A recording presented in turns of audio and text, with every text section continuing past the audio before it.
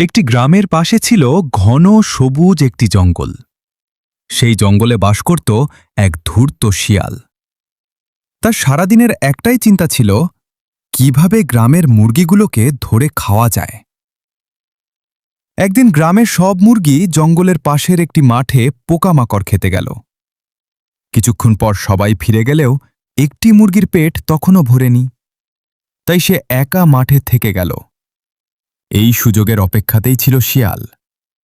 সে নিঃশব্দে এগিয়ে এসে মুহূর্তের মধ্যেই মুরগিটিকে ধরে খেয়ে ফেলল। ঘটনাটি জানতে পেরে অন্য মুরগিরা খুব দুঃখ পেল। তারা সিদ্ধান্ত নিল, শিয়ালকে তার কাজের শাস্তি দিতেই হবে। পরের দিন একটি বড় ও সাহসী মুরগি ইচ্ছাকৃতভাবে আগের সেই মাঠে গিয়ে দাঁড়াল এবং শিয়ালকে ডাকতে লাগল। মুরগিটিকে দেখে শিয়াল লোভে পড়ে তার পেছনে দৌড়াতে শুরু করল। মুরগিটি দ্রুত দৌড়ে একটি পুকুরের ধারের উঁচু পাথরের ওপর উঠে গেল। কিন্তু লোভে অন্ধ শিয়াল সামনে কি আছে তার খেয়াল করল না।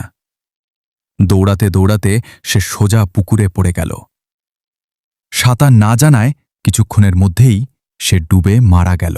তখন মুরগি গিয়ে ওদের কেউ সুখবরটা জানালো। তখন তারা অনেক খুশি হল।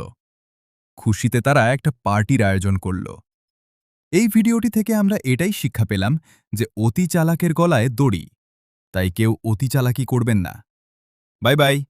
ভিডিওটি ভালো লাগলে অবশ্যই লাইক, সাবস্ক্রাইব করে যাবে।